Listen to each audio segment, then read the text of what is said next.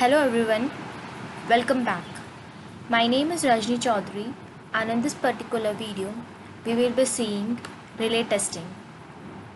Here in this video we will be discussing the tests which are generally performed on relays to check whether the relay is operating well in the normal condition and also in the faulty condition.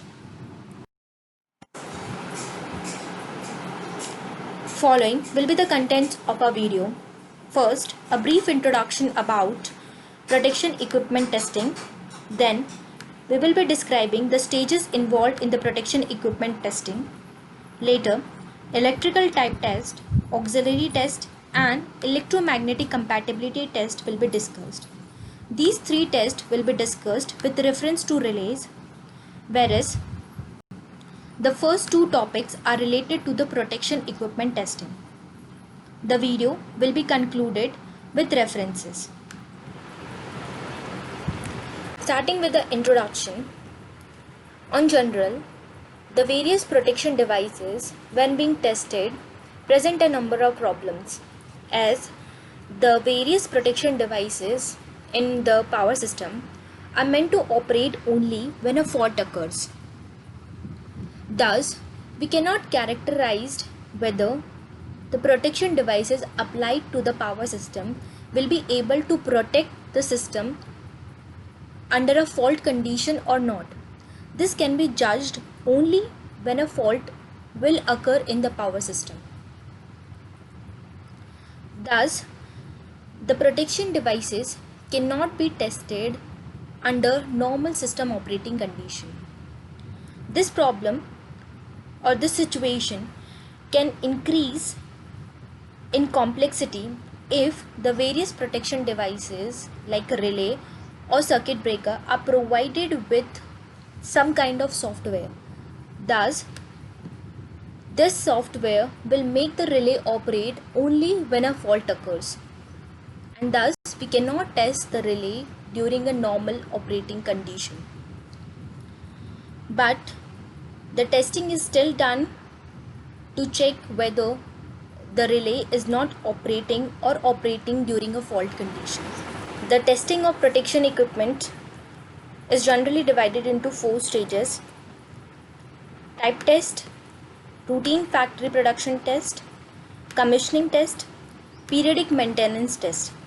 Let's discuss them one by one. Type test. Type tests are generally done so that we can check whether the relay is meeting its published specification or not, and we can check whether the relay is compiling with all the relevant standards or not.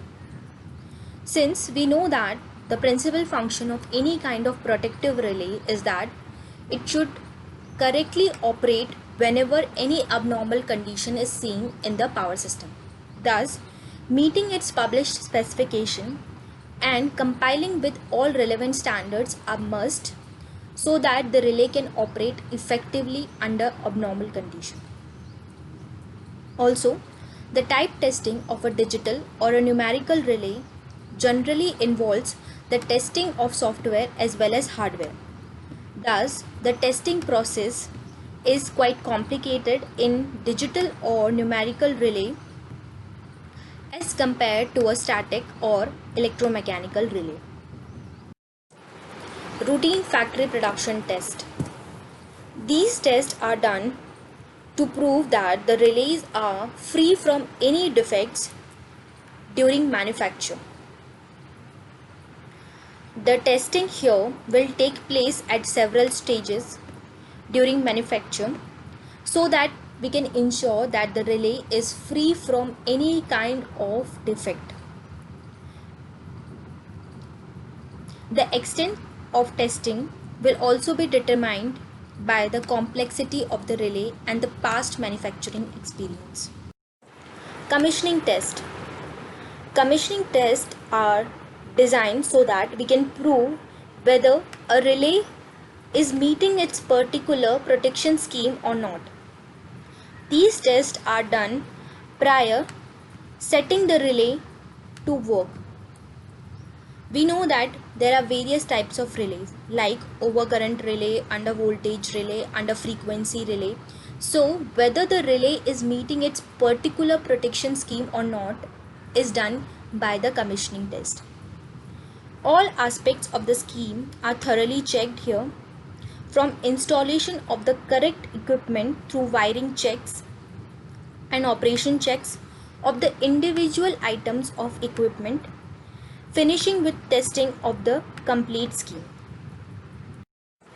Periodic maintenance checks. These are generally required so that we can identify equipment failures, degradation in the service, so that we can take the necessary action to correct them. Because a protection scheme only operates under fault condition, defects are generally not revealed until a fault occurs. Thus, regular testing or periodic maintenance will help us in detecting faults that would otherwise remain undetected until a fault occurs. Thus, periodic maintenance are must. Moving on to the electrical type test. These include functional test, rating test, thermal withstand, relay burden, relay inputs, relay output contacts, and insulation resistance. These tests are performed on the relay prior setting it to work. Thus, let us discuss them one by one. Functional test. As the name suggests, functional, here the functionality of the relay is tested. The relay here is provided with the appropriate inputs and the performance of the relay is tested, and it is checked whether the relay is meeting its specifications or not. The functional tests are usually carried under the controlled environmental condition. Thus, these tests are expensive even if we are doing the functional test on a simple relay. Moving on to the rating test.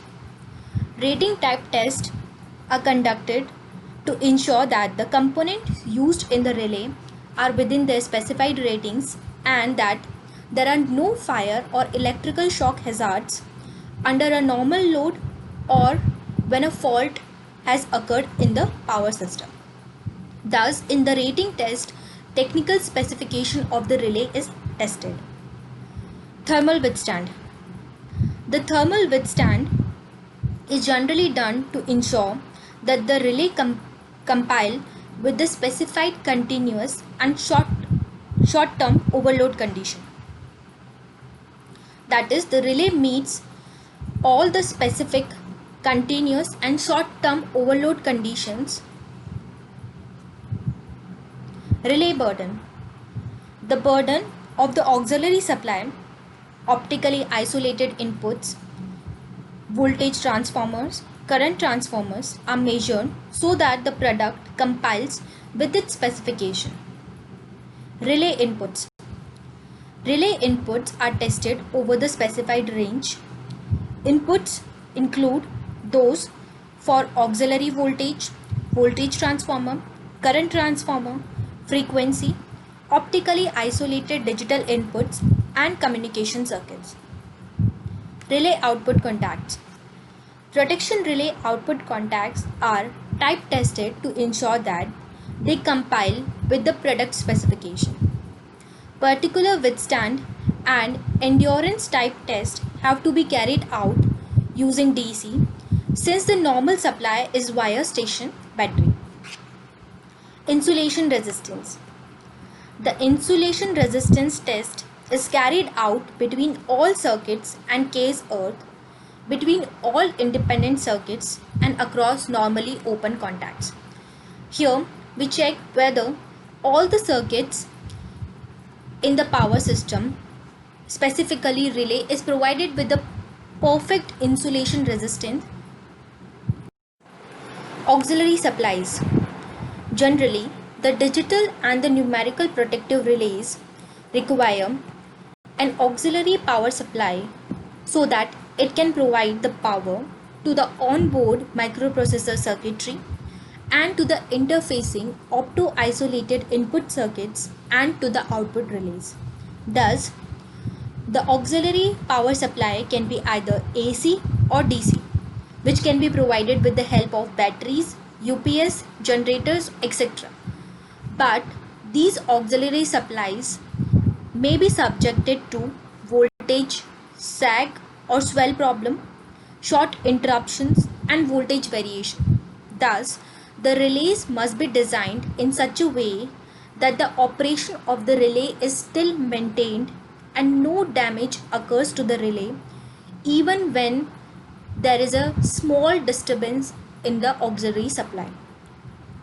Thus, for this, tests are carried out for both AC and DC auxiliary supplies which are provided to the digital and the numerical protective relays. Specific tests are also carried out for DC auxiliary power supply, which can include reverse polarity and many more tests. All tests are carried out at various levels of loading of the relay auxiliary supply to ensure that no point is unchecked. Electromagnetic compatibility test. Electromagnetic compatibility tests are being carried or being conducted ever since the electronic equipment are being invented. There are many sources of electromagnetic interference in a substation. Some are originated internally while others are being conducted from some external disturbance. The most common sources of electromagnetic interference include switching operations, system faults, lightning strikes, telecommunication operation like mobile phones. So, numerous tests are being carried out to determine the ability of the relays to withstand the electrical environment in which they are being installed. What is electromagnetic compatibility?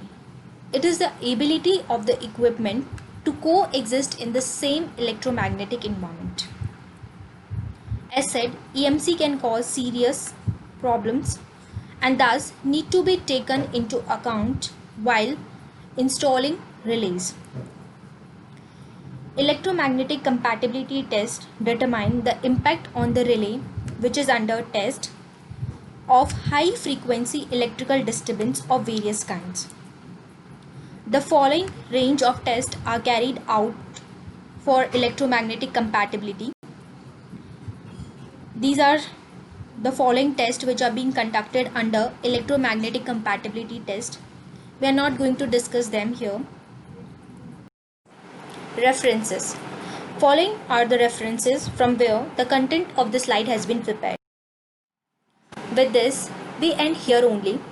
In this video, we have discussed some of the electrical tests which are being conducted on relay for proper or smooth functioning of the relay, not only during the faulty condition but also during normal operating condition. Here we have discussed only some of the tests. There are many more tests which are being conducted on relays. We have not discussed all the tests here. For more videos, stay connected and thank you.